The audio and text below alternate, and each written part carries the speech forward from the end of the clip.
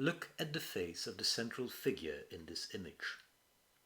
Don't you think he looks a little dazed?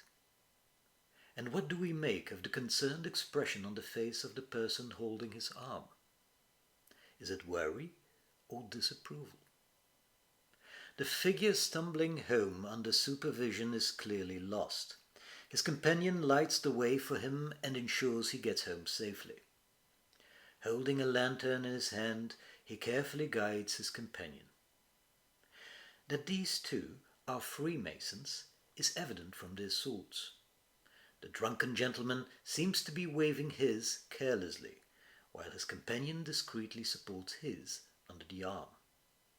The drunken man is still wearing his Masonic apron and collar ribbon. He is clearly no longer aware of his surroundings or his appearance, but can count on the empathic support of his Masonic brother. He has lost much of his dignity, as the contents of the chamber pot being emptied over the rooftop in the upper right corner are about to land on him. The two men wearing expensive wigs and fine coats contrast sharply with the poor family sleeping in a stable in the lower right corner. The family is revealed by the light of a so-called link boy or flint boy, a young man who for a small fee would walk with you, lighting your path with sulphur matches or other means and warning you of danger. 18th century London was clearly not a classless society. William Hogarth titled his work Night. The full moon is visible in the upper left, explaining the need for artificial lighting both in the lantern in the foreground and in the barber shop on the right. In the background we see the equestrian statue of King Charles I. The street is Charing Cross Road, and on either side two well-known pubs can be identified by their signs.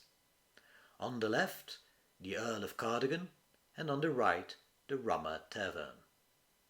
Both pubs rented out their upper rooms to Masonic lodges for meetings during the 18th century. No wonder the area occasionally witnessed the peculiar spectacle of drunken Freemasons finding their way home in the dark.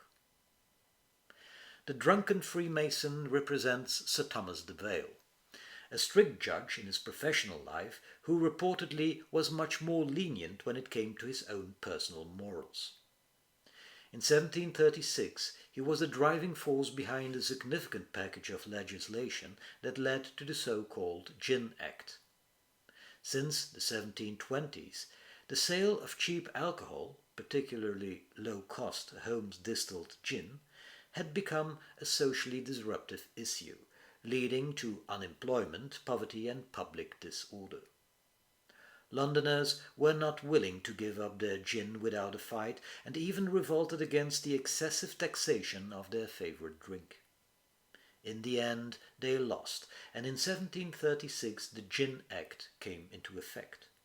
All gin sold had to be registered and was heavily taxed. A famous anecdote tells that Sir Thomas was once offered a jug of gin to sample, only to find out afterwards that the bartender had urinated in it beforehand. The story caused much amusement and is likely the reason why Hogarth included the chamber pot being emptied in the upper right corner of his composition.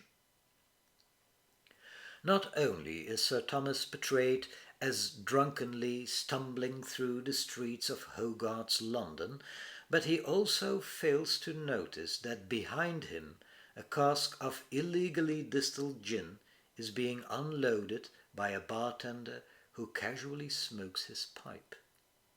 Undoubtedly, this is the same bartender who served food and drink in Sir Thomas's lodge, ensuring that the judge, completely intoxicated by illegal gin and stripped of all dignity, wobbles his way home.